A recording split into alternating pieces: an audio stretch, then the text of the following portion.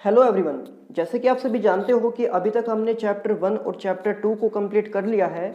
तो आज की इस वीडियो में हम स्टार्ट करने वाले हैं चैप्टर नंबर 3 को, जिसका नाम है pair of linear equations in two variable. यानी कि यहाँ पर हम पढ़ेंगे लीनियर इक्वेशंस के बारे में। लीनियर इक्वेशन वो होंगी जहाँ पर वेरिएबल की पावर 1 होती है। और वेरिएबल कितने होंगे हर इक्वेशन में? हर इक्वेशन में दो दो वेरिएबल होंगे, जैसे कि एक वेरिएबल x और दूसरा वेरिएबल y। या हम ले सकते हैं एक वेरिएबल a और दूसरा वेरिएबल b, या और कोई भी वेरिएबल इनकी जगह पर हम लेट कर सकते हैं।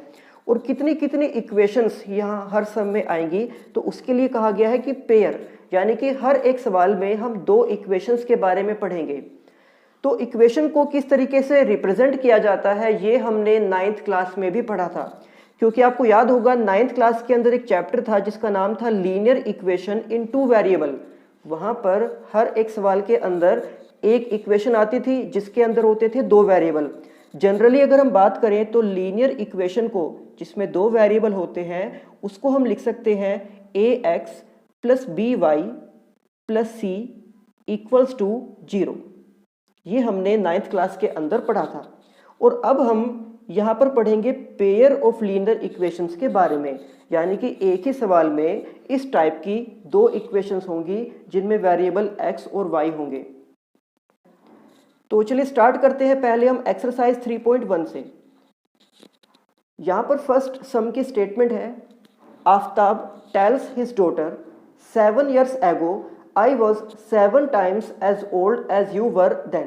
यानी कि दो पर्सन यहाँ पर है, एक आफ्ताब और एक उसकी डॉटर। और आफ्ताब ने अपनी डॉटर से ये कहा कि 7 years ago, यानी कि जो सिचुएशन है वो कब की है? वो 7 साल पहले की है।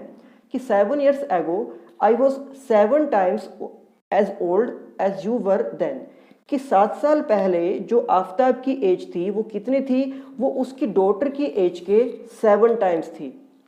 और दूसरी कंडीशन यहाँ पर दी गई है, उसने आगे कहा कि ऑल्सो 3 years फ्रॉम नाउ। इसका मतलब है कि अब से 3 साल बाद। पहली जो कंडीशन थी वो थी 7 साल पहले की, और अब जो सेकंड कंडीशन है वो है 3 साल बाद की। तो 3 साल बाद उनकी एज का क्या रिलेशन होगा? तो उसने कहा आई shall be 3 times as old as you will be।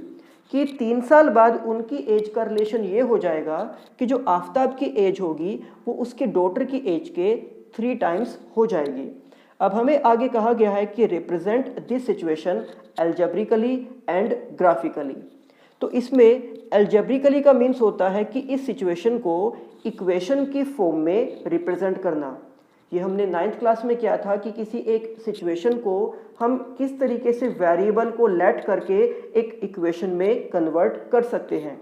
और दूसरा कहा गया है ग्राफिकली, यानी कि जब हम इक्वेशन को बना लेंगे तो उन्हीं इक्वेशन को हमें ड्रॉ करना होगा ग्राफ के ऊपर। ये काम भी हमने 9th क्लास में किया था। तो सेम वही चीज़ अब हमें यहाँ पर भी रिपीट करनी होगी। तो जैसे कि हम देख सकते हैं कि यहाँ पर दो पर्सन हैं, एक आफ्ताब और एक उसकी डॉटर। और यहाँ पर जो सिचुएशन दी गई है वो उनकी एज के बारे में है। तो इसलिए हम सबसे पहले उन दोनों की प्रेजेंट एज को लेट कर लेते हैं x एंड y। तो हम इसके सॉल्यूशन में लिखेंगे let present age of Aftab is x and present age of his daughter is y। आप चाहो तो यहाँ पर x और y की जगह कोई दूसरे वेरिएबल भी लेट कर सकते हो। तो पहली जो सिचुएशन हमें दी गई थी वो है 7 साल पहले की। यानी कि 7 साल पहले हम दोनों की एज को लेट कर सकते हैं x - 7 एंड y - 7।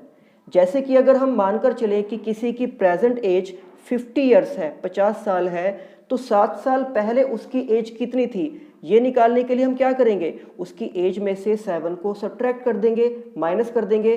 तो यही हमने यहाँ पर भी किया है कि जो उनकी प्रेजेंट एज हम लेट करके चले थे x और y, 7 साल पहले की एज के लिए हमने उन्हीं में से 7 को सब्ट्रैक्ट कर दिया है।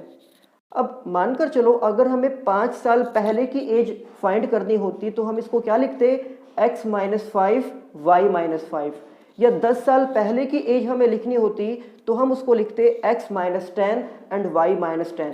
तो इस तरह से हम उसकी प्रेजेंट एज को x और y लेट करेंगे और 7 साल पहले की एज निकालने के लिए उन दोनों में से 7 को सब्ट्रैक्ट करके हम लिख देंगे कि 7 साल पहले जो आफ्ताब की एज वो थी x माइनस 7 और उसकी डॉटर की जो एज वो थी y माइनस 7।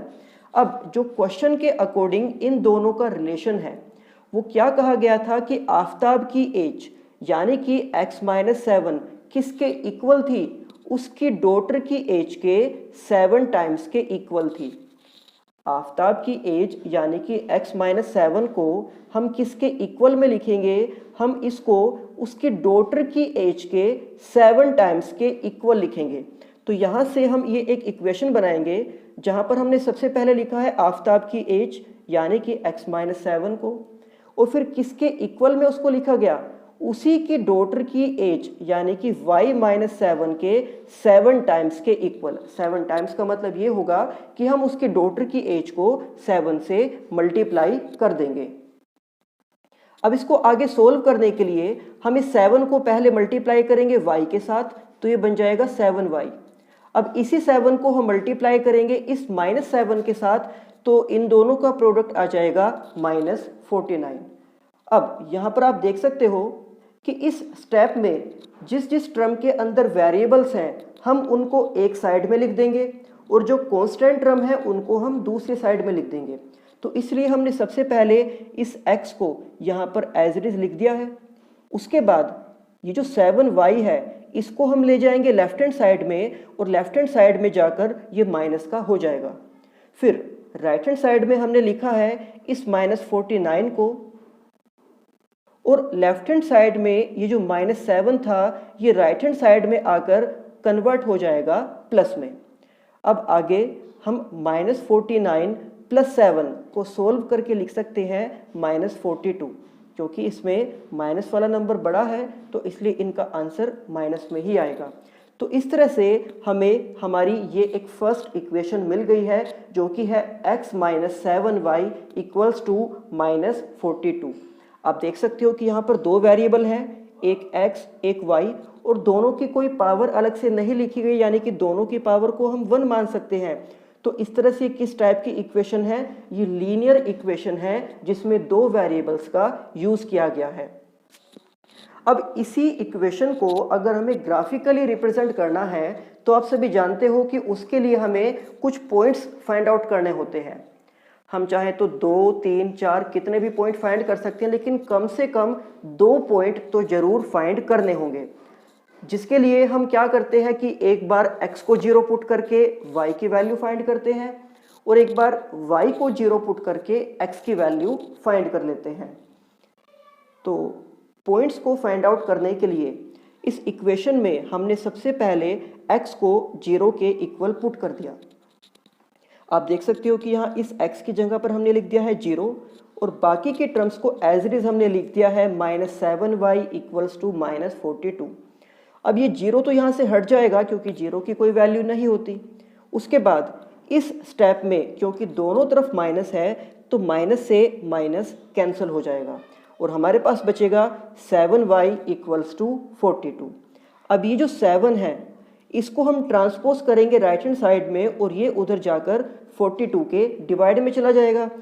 जब हम 7 से 42 को डिवाइड करेंगे तो इसको डिवाइड करके हमें नंबर मिलता है 6, यानी कि जब हमने x की वैल्यू को 0 पुट किया तो हमें y की वैल्यू कितनी मिली है 6।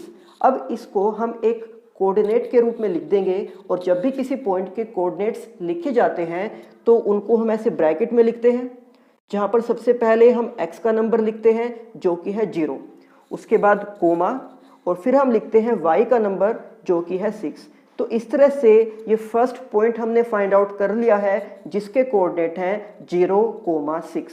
अब सेम इसी तरीके से हम फाइंड करेंगे कोई दूसरा पॉइंट। अब हम चाहे तो x की जगह पर ही कोई नंबर पुट कर देंगे या चाहे तो y की जगह पर कोई कांस्टेंट नंबर हम पुट कर सकते हैं।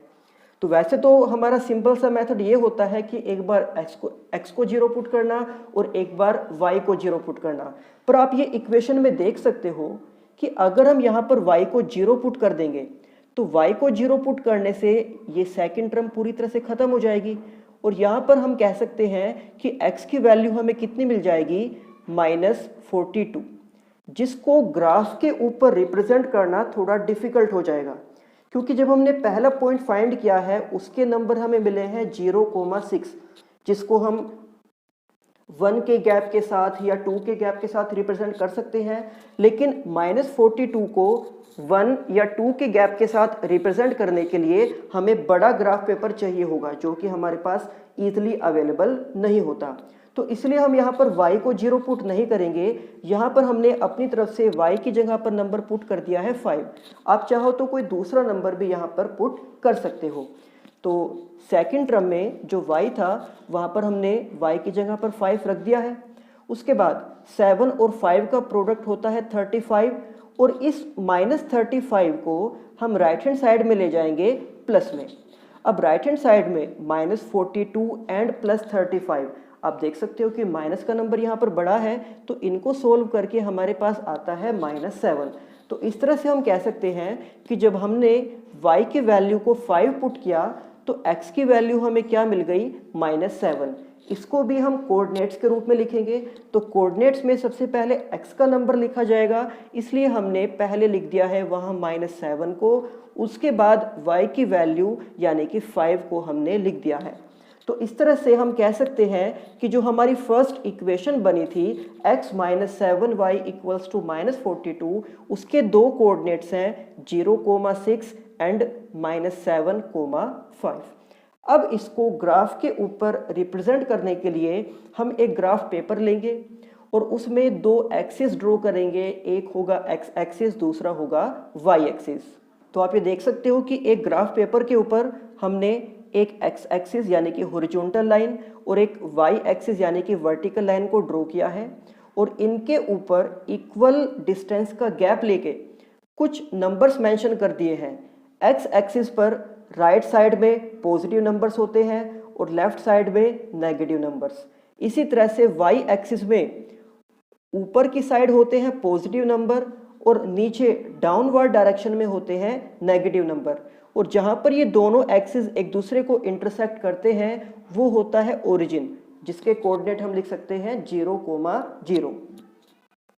और यहीं इसी ओरिजिन से सभी नंबर्स को लिखना हम स्टार्ट करते हैं, एक्स एक्सिस की पॉजिटिव और नेगेटिव डायरेक्शन के लिए भी, वाई एक्सिस की अपवर्ड एंड डाउनवर्ड डायरेक्शन के लिए भी। अब इसके बाद फर्स्ट इक्वेशन के जो दो पॉइंट्स हमने फाइंड आउट किए थे उन दोनों पॉइंट्स को हम इन एक्सिस के ऊपर मार्क करेंगे। तो वहाँ पर जो दो पॉइंट हमने फाइंड आउट किए थे उनमें से पहला पॉइंट था 0,6 और सेकंड पॉइंट था -7,5। आप सभी को पता है किसी भी पॉइंट के कोऑर्डिनेट्स में अगर x की वैल्यू 0 हो जाती है तो वो पॉइंट हमें y एक्सिस पर मिलता है, और अगर पॉइंट के अंदर y की वैल्यू 0 हो जाए तो वो पॉइंट हमें x एक्सिस पर मिलता है। तो ये जो पॉइंट होगा 0,6 ये हमें मिलेगा y एक्सिस पर, क्योंकि इसमें x की वैल्यू 0 है। तो यहाँ पर जो पॉइंट है, यहाँ पर जो 6 लिखा हुआ है उसको हम कह सकते हैं 0,6। ये जो पॉइंट मैंने यहाँ मार्क किया है ये पॉइंट किस चीज़ को शो कर रहा है, 0,6 को शो कर रहा है। वहीं जो सेकंड वाला पॉइंट हमारे पास है -7,5, इसमें ना तो x की वैल्यू 0 है, इसमें ना y की वैल्यू 0 है, यानी कि ये पॉइंट हमें किसी एक्सिस पर नहीं मिलेगा, ये पॉइंट हमें क्वाड्रेंट में मिलेगा। ये चार क्वाड्रेंट हमारे पास होते हैं, first, second, third and fourth. तो क्योंकि सेकंड पॉइंट में x और y में से कोई भी 0 नहीं है तो ये पॉइंट हमें किसी क्वाड्रेंट में ही मिलेगा। यहाँ पर x की वैल्यू -7 है जो हम x एक्सिस की नेगेटिव डायरेक्शन में देख सकते हैं, y की वैल्यू 5 है जो हम y एक्सिस की पॉजिटिव डायरेक्शन में देख सकते हैं। अब ये दोनों नंबर हमें किस पॉइंट पर आकर एक दूसरे को मिलेंगे ये हम देख सकते हैं कि अगर यहाँ से परपेंडिकुलर लाइन ड्रॉ की जाए तो इस पॉइंट पर आके ये दोनों नंबर एक दूसरे को इंटरसेक्ट करते हैं। यानी कि इसी पॉइंट के कोऑर्डिनेट हो जाएंगे -7,5। तो अब इन दोनों पॉइंट्स को हम ग्राफ के ऊपर मार्क करेंगे। तो ये आप देख सकते हो कि यहाँ y एक्सिस के ऊपर हमने पॉइंट मार्क कर दिया है 0,6 और सेकंड क्वाड्रेंट में हमने पॉइंट मार्क कर दिया है -7,5, क्योंकि इसी के सामने x एक्सिस पर कौन सा नंबर लिखा हुआ है -7 और इसी पॉइंट के सामने y एक्सिस पर कौन सा नंबर लिखा हुआ है 5। अब हमें इन दोनों पॉइंट्स को ज्वाइन करते हुए एक स्ट्रेट लाइन को ड्रॉ करना होगा इस तरह से, और ये जो लाइन होगी ये रिप्रेजेंट करेगी उस फर्स्ट इक्वेशन को। तो आप ये देख सकते हैं कि यहाँ पर हमने एक स्ट्रेट लाइन ड्रॉ कर दी है, तो ये उस फर्स्ट इक्वेशन को रिप्रेजेंट कर रही है। अब उसी सम में जो सेकंड सिचुएशन हमें दी गई थी उसको भी हम पहले इक्वेशन में कन्वर्ट करेंगे और उसके बाद उसको भी इसी ग्राफ के ऊपर ड्रॉ करेंगे। तो उसी सम में एक सेकंड कंडीशन हमें दी गई थी 3 इयर्स लेटर, यानी कि अब से 3 साल बाद। तो हमने आफ्ताब और उसकी डॉटर की प्रेजेंट एज को x और y लेट किया था। अगर हमें उनकी एज 3 साल बाद की फाइंड करनी है तो उनकी प्रेजेंट एज में हमें 3 को ऐड कर देना होगा। यानी कि पहले की एज अगर हमें निकालनी है, पास्ट की एज अगर हमें निकालनी है तो हमें प्रेजेंट में से सब्ट्रैक्ट करना होता है। अगर हमें फ्यूचर की एज निकालनी है, अब से बाद की एज निकालनी है, तो हमें प्रेजेंट एज में कुछ ऐड करना होगा। तो 3 साल बाद की एज फाइंड करने के लिए हमने दोनों की एज में ही 3 ऐड कर दिया। अगर हमें 10 साल बाद की एज फाइंड करनी होती तो हम दोनों की एज को लिखते x + 10 और y + 10। तो इस तरह से अब से 3 साल बाद जो उनकी एज होगी वो होगी x + 3 एंड y + 3। और रिलेशन क्या होगा इन दोनों के बीच में, ये हमें सम में ही कहा गया था कि आफ्ताब की जो एज है वो किसके इक्वल है, वो उसके डॉटर की एज के 3 टाइम्स के इक्वल होगी। यानी कि हम x + 3 को किसके इक्वल लिख देंगे, 3 × y + 3 के इक्वल में लिख देंगे। अब इसको सोल्व करने के लिए हम सबसे पहले 3 को मल्टीप्लाई करेंगे y से, तो इनका प्रोडक्ट आ जाएगा 3y। फिर इस 3 को हम मल्टीप्लाई करेंगे इस 3 से और 3 3 जा 9। तो अब यहाँ पर जो वेरिएबल्स की टर्म है उनको एक साइड में हम लिखेंगे और जो कांस्टेंट टर्म होंगी उनको दूसरी साइड में। तो अब सबसे पहले हमने इस x को एज इट इज़ यहाँ पर लिख दिया है। फिर उसके बाद ये जो 3y है इसको हम लेकर आए लेफ्ट हैंड साइड में माइनस में। फिर हमने इस 9 को लिखा राइट हैंड साइड में एज इट इज़, और लेफ्ट हैंड साइड में जो 3 था उस 3 को हम राइट हैंड साइड में ले गए और यहाँ पर आकर ये माइनस का हो जाएगा। अब जब हम 9 में से 3 को सब्ट्रैक्ट करेंगे तो हमें मिलता है 6। तो इस तरह से ये हमारे पास इसी सम की एक सेकंड इक्वेशन आ गई है जो कि है x - 3y = 6। तो इसको भी ग्राफ के ऊपर रिप्रेजेंट करने के लिए हम कम से कम कोई 2 पॉइंट फाइंड आउट करेंगे, जिसके लिए हमने सबसे पहले इस इक्वेशन में एक बार तो x को 0 के इक्वल पुट कर दिया है। तो आप देख सकते हो कि अगर हम x को 0 के इक्वल पुट करेंगे तो हमारे पास बचेगा -3y = 6।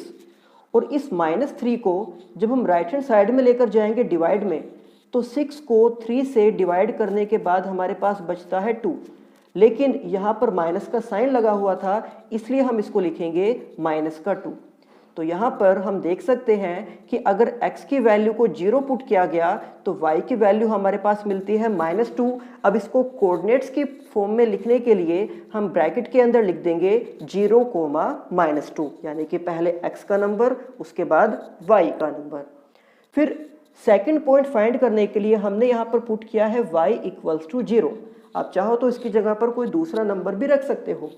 जब हमने यहाँ पर y की जगह 0 को पुट कर दिया तो ये टर्म हो जाएगी कैंसिल, क्योंकि 0 की कोई वैल्यू नहीं होगी और x की वैल्यू हमारे पास आ जाएगी 6। तो हम कह सकते हैं कि y को 0 पुट करने के बाद हमें x की वैल्यू मिल गई 6, जिसको हम लिख सकते हैं 6, 0। यहाँ पर भी हमने पहले x की वैल्यू को लिखा है और बाद में y की वैल्यू को।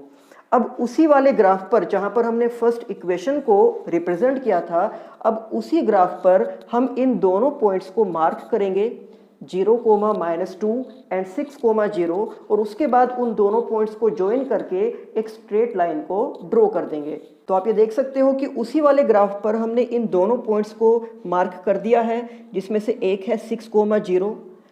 इस पॉइंट में y की वैल्यू 0 थी, इसलिए ये x एक्सिस पर आया। और दूसरा पॉइंट 0, -2, इसमें x की वैल्यू 0 थी, इसलिए ये पॉइंट y एक्सिस पर आया। अब इन दोनों पॉइंट्स को ज्वाइन करते हुए एक स्ट्रेट लाइन हमें ड्रॉ करनी होगी जो हमारी सेकंड इक्वेशन को रिप्रेजेंट करेगी। तो आप यहाँ पर देख सकते हैं हमने उन दोनों पॉइंट्स को ज्वाइन कर दिया है और एक लाइन ड्रॉ कर दी। और अब इस ग्राफ के ऊपर दो स्ट्रेट लाइन हैं जो उसी सम की दोनों इक्वेशंस को रिप्रेजेंट कर रहे हैं। ये हमारा फर्स्ट सम का फाइनल डायग्राम है। तो इस तरीके से हम किसी भी सम में जो भी सिचुएशन दी गई होगी उसको पहले इक्वेशन के फॉर्म में कन्वर्ट करेंगे और बाद में उन इक्वेशंस के पॉइंट फाइंड करके उसको ग्राफ के ऊपर रिप्रेजेंट कर सकते हैं। अब इसके बाद हम करते हैं इसी एक्सरसाइज का sum number 2। Second sum, the coach of a cricket team buys 3 bats and 6 balls for ₹3,900.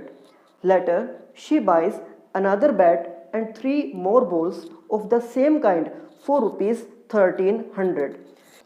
यानी कि दो सिचुएशन दी गई है हमें अलग अलग, जिसमें किसी कोच ने सबसे पहले तो 3 बैट्स और 6 balls को परचेज किया और इसमें उसको पे करने पड़े हैं ₹3,900।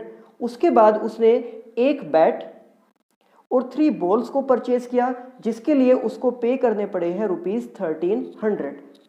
अब हमें इस सिचुएशन को एल्जेब्रिकली एंड ज्योमेट्रिकली रिप्रेजेंट करना है। एल्जेब्रिकली मतलब आपको फर्स्ट सम में भी बताया था कि हमें इक्वेशंस बनानी है, और ज्योमेट्रिकली का मतलब है ग्राफिकली। फर्स्ट सम में वर्ड यूज किया गया था ग्राफिकली और यहाँ पर वर्ड यूज किया गया है ज्योमेट्रिकली। तो दोनों का सेम मीनिंग है, क्योंकि ग्राफ ड्रॉ करने के लिए भी तो हमें ज्योमेट्री के टूल्स का ही यूज करना पड़ता है। तो अब यहाँ पर जैसे कि दो ऑब्जेक्ट हैं, एक है बैट और दूसरा है बॉल, और बात की गई है उनके प्राइस के, उनके कॉस्ट के बारे में। तो इसलिए हम एक की कॉस्ट को लेट करेंगे x और दूसरे की कॉस्ट को लेट कर लेंगे y। तो इसके सॉल्यूशन में हम लिख सकते हैं let the cost of a bat is ₹x and the cost of a ball is ₹y। यानी कि हमने ये लेट कर लिया है कि एक बैट का जो प्राइस होगा वो होगा x रुपीस और जो एक बॉल का प्राइस होगा वो होगा y रुपीस। अब पहली जो सिचुएशन हमें दी गई थी उसमें कोच ने परचेज किए थे 3 बैट्स। तो अगर एक बैट का कॉस्ट x रुपीस है तो 3 बैट का जो कॉस्ट होगा वो क्या हो जाएगा 3x। इसी तरह से उसने उसी के साथ 6 balls को भी परचेज किया था। अब अगर एक बॉल का प्राइस y रुपीस है तो 6 ball का प्राइस कितना हो जाएगा 6y। और इन दोनों का जो कंबाइंड प्राइस होगा, यानी कि ये दोनों चीज़ परचेज करने के लिए उसने कितने रुपीस पे किए थे 3,900। तो हम यहाँ पर इक्वेशन लिख सकते हैं कि 3x + 6y = 3,900। ये हमारी फर्स्ट इक्वेशन हो जाएगी। अब इसको ग्राफ के ऊपर रिप्रेजेंट करने के लिए हमें पॉइंट्स फाइंड आउट करने होंगे, जिसके लिए हम एक बार x को 0 एक बार y को 0 पुट करेंगे, या चाहे तो उनकी जगह कोई और दूसरे नंबर भी हम पुट कर सकते हैं। तो यहाँ इक्वेशन 3x + 6y = 3,900 में हमने सबसे पहले x को पुट कर दिया है 0। अब x को 0 पुट करने के बाद जो फर्स्ट टर्म होगी वो तो कैंसिल हो जाएगी क्योंकि वो 0 बन गई है, और हमारे पास बचेगा 6y = 3,900, जिसमें से y की वैल्यू निकालने के लिए हम इस 6 को 3,900 के डिवाइड में लेकर आएंगे, और जब हम 6 से इसको डिवाइड करेंगे तो हमें आंसर मिल जाएगा 650। तो हम ये कह सकते हैं कि जब हमने x को 0 पुट किया तो हमें y की वैल्यू मिलती है 650। तो इस तरह से पहले पॉइंट के कोऑर्डिनेट आ गए हैं 0, 650। अब इसके बाद उसी इक्वेशन में जब हम y को 0 पुट करेंगे, एक बार हमने x को 0 पुट किया था और एक बार अब हम y को 0 पुट कर रहे हैं। आप चाहो तो इसकी जगह पर कोई दूसरे नंबर भी रख सकते हो। तो सेकंड टर्म में y था जिसकी जगह पर हमने 0 पुट कर दिया है, इस वजह से सेकंड टर्म कैंसिल हो जाएगी क्योंकि वो 0 बन गई है। अब x की वैल्यू निकालने के लिए इस 3 को हम राइट हैंड साइड में ले जाएंगे डिवाइड में, और जब हम 3 से इसको डिवाइड करेंगे तो हमारे पास आंसर आ जाएगा 1300। यानी कि हम ये कह सकते हैं कि जब हमने y को 0 के इक्वल पुट किया तो हमें आंसर मिल गया x इक्वल्स टू 1300। तो हम कह सकते हैं कि फर्स्ट पॉइंट के कोऑर्डिनेट्स हैं 1300, 0 कि पहले हमने x के नंबर को लिखा है, उसके बाद y के नंबर को लिखा है। अब इनको हम ग्राफ के ऊपर मार्क करेंगे और उसके बाद उनको ज्वाइन करते हुए एक स्ट्रेट लाइन ड्रॉ कर सकते हैं। तो आप ये देख सकते हो कि हमने ग्राफ के ऊपर x और y एक्सिस को ड्रॉ कर दिया है, हॉरिजॉन्टल लाइन x एक्सिस और वर्टिकल लाइन y एक्सिस। यहाँ पर हमने इनके नेगेटिव डायरेक्शन में किसी भी पॉइंट को नहीं लिखा है क्योंकि हमें जो पॉइंट्स मिले हैं उसमें कोई नेगेटिव नंबर नहीं था। और नंबर के बीच में जो हमने डिफरेंस रखा है वो है 100 का, यानी कि हमने यहाँ पर नंबर लिखे हैं 100, 200, 300, 400, 500 and up to so on. इसी तरह से y एक्सिस पर भी ये नंबर हमने मेंशन कर दिए हैं। अब जो 2 पॉइंट हमने फाइंड आउट किए थे फर्स्ट इक्वेशन के, उनको हम इस ग्राफ के ऊपर मार्क करेंगे। तो जिनमें से हमारा पहला पॉइंट है 0,650। आप ये देख सकते हो कि यहाँ पर x की वैल्यू 0 है, यानी कि ये पॉइंट हमें y एक्सिस पर मिलेगा और y एक्सिस पर जो 650 है वो होगा 600 और 700 के बीच में। और सेकंड पॉइंट था हमारा 1300, 0। तो इस पॉइंट में y की वैल्यू 0 है, इसलिए ये पॉइंट हमें मिलेगा x एक्सिस पर। इस तरह से ये दोनों पॉइंट मार्क करके हम इनको ज्वाइन करेंगे। तो आप ये देख सकते हो कि हमने उन दोनों पॉइंट्स को मार्क कर दिया है। अब हम इन दोनों पॉइंट्स को ज्वाइन करेंगे। तो इन दोनों पॉइंट्स को ज्वाइन करते हुए ये स्ट्रेट लाइन हमने ड्रॉ कर दी है जो फर्स्ट इक्वेशन को रिप्रेजेंट कर रही है। इसके बाद हम उसी सम की जो सेकंड कंडीशन थी उसको पहले इक्वेशन में कन्वर्ट करेंगे और देन उसको हम ग्राफ के ऊपर ड्रॉ करेंगे। तो सेकंड कंडीशन क्या थी? Cost of 1 bat and 3 balls. बाद में उसने क्या परचेज किया था? केवल 1 बैट और 3 बॉल्स। तो एक बैट का प्राइस हमने लेट किया था x रुपीस, इसलिए हमने यहाँ पर लिख दिया है x, और एक बॉल का प्राइस हमने लेट किया था y। तो 3 बॉल्स का जो प्राइस होगा वो हो जाएगा 3y, और इसके लिए उसको टोटल 1300 रुपीज़ पे करने पड़े, यानी कि हमारी सेकंड इक्वेशन बन जाएगी x plus 3y equals to 1300। अब इसको ग्राफ के ऊपर रिप्रेजेंट करने के लिए जब हम इसमें से पॉइंट को फाइंड आउट करेंगे, जैसे कि आपको मैंने बताया था कि हम एक बार x को 0 पुट करते हैं, एक बार y को 0 पुट करते हैं। तो मानकर चलो अगर हम यहाँ पर x को 0 पुट कर देंगे तो हमारी फर्स्ट टर्म कैंसिल हो जाएगी क्योंकि वो 0 बन जाएगी, और हमारे पास बचेगा 3y इक्वल्स टू 1300, जिसमें से y की वैल्यू निकालने के लिए हमें इस 3 को 1300 के डिवाइड में लिखना होगा। लेकिन आप सभी जानते हो कि 1300 को 3 से डिवाइड करना पॉसिबल नहीं है। अगर ये डिवाइड होगा तो कंप्लीट डिवाइड नहीं होगा, डेसिमल में या फ्रैक्शन में हमें आंसर मिलेगा, लेकिन ग्राफ ड्रॉ करने के लिए हम हमेशा इंटीजर्स का यूज़ करते हैं। इसलिए हम यहाँ पर x को 0 पुट ना करके कोई और नंबर यहाँ पुट कर देंगे, और हमने x की जगह पर पुट कर दिया है 100। तो x की जगह पर 100 पुट करने के बाद इस 100 को हम राइट हैंड साइड में ले जाएंगे और ये उधर माइनस में चला जाएगा। फिर उसके बाद 1300 में से 100 को सब्ट्रैक्ट करके हमें मिलता है 1200, जिसके डिवाइड में इस 3 को लिखकर हम जब डिवाइड करेंगे तो हमें y की वैल्यू मिल जाएगी 400।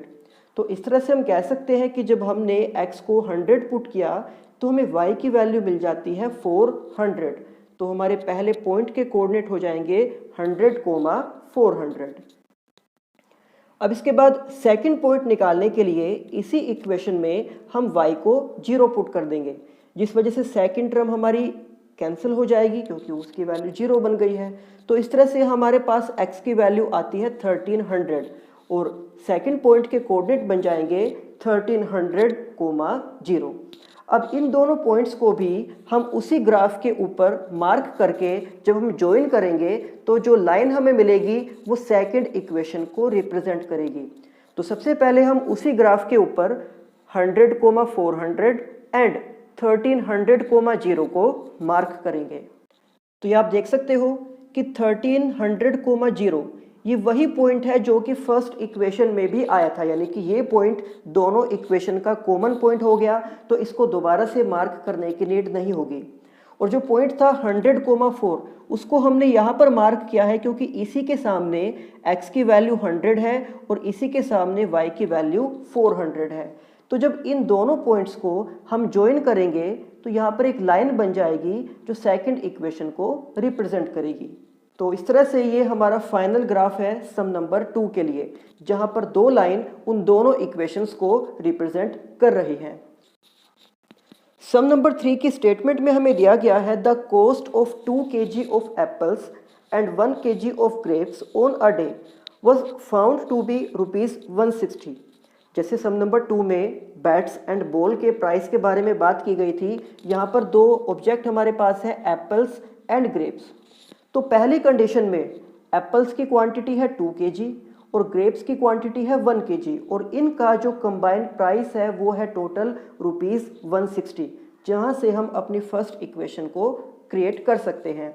उसके बाद सेकंड कंडीशन में एप्पल्स और ग्रेप की क्वांटिटी को चेंज कर दिया गया, तो सेकंड कंडीशन में एप्पल्स की क्वांटिटी है 4 kg और ग्रेप्स की क्वांटिटी है 2 kg और इनका जो कंबाइंड प्राइस है वो है ₹300। यहाँ से हम बनाएंगे सेकंड इक्वेशन को। उसके बाद आगे कहा गया है कि represent the situation algebraically and geometrically, यानी कि यहाँ पर भी हमें पहले इक्वेशन बनानी है और फिर उसको रिप्रेजेंट करना है ग्राफ के ऊपर। तो सॉल्यूशन में हम लिख सकते हैं, जैसे कि दो ऑब्जेक्ट हमारे पास है एप्पल्स एंड ग्रेप्स और बात की गई है उनके कॉस्ट के बारे में, उनके प्राइस के बारे में। तो हम सबसे पहले लेट कर लेते हैं 1 kg एप्पल्स की जो कॉस्ट है वो है ₹X और इसी तरह से 1 kg ग्रेप्स की जो कॉस्ट है वो है ₹Y।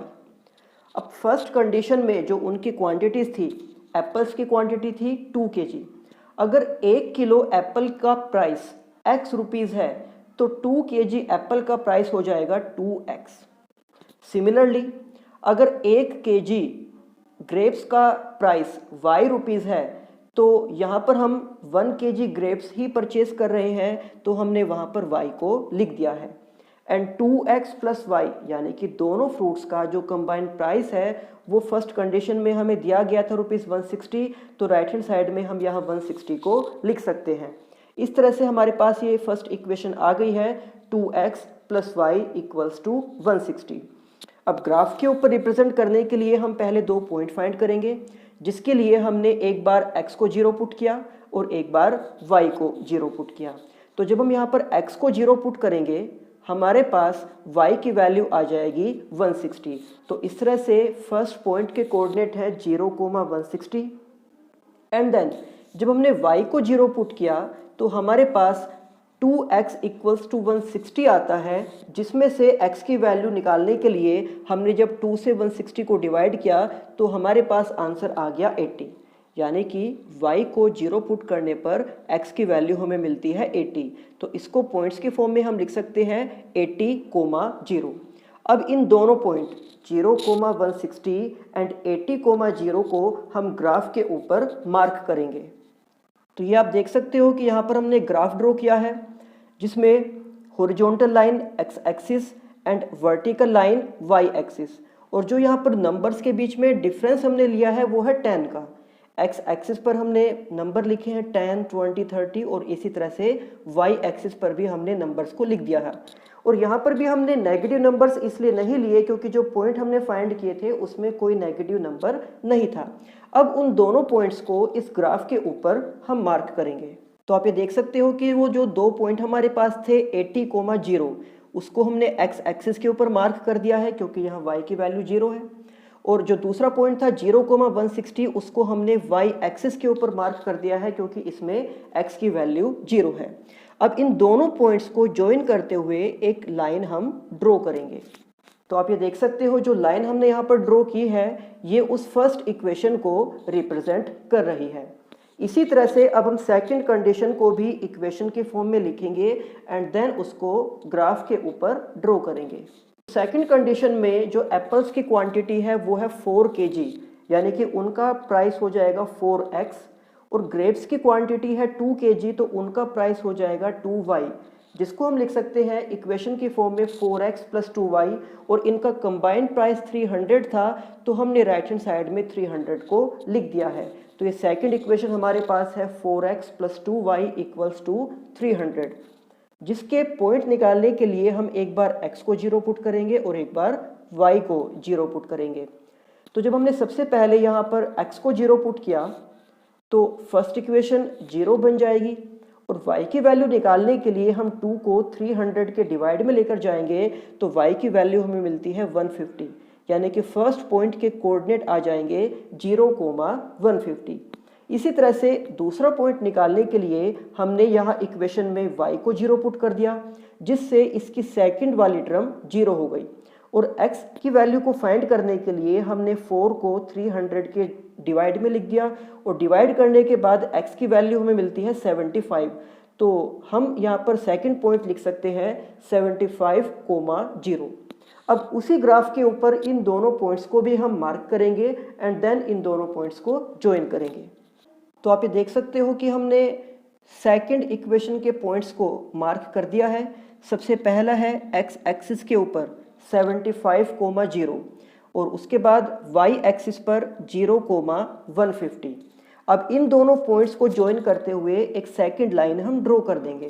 तो सेकंड लाइन ड्रॉ करने के बाद हमारे पास ये फाइनल डायग्राम आ जाएगा, जो कि सब नंबर 3 की दोनों इक्वेशंस को रिप्रेजेंट कर रहा है। तो इस तरह से हम किसी भी इक्वेशन को ग्राफिकली रिप्रेजेंट कर सकते हैं। अब इसके बाद का जो काम होगा वो हम करेंगे हमारी नेक्स्ट वीडियो में। तब तक आप सभी इन सम्स की प्रैक्टिस करना। Thank you.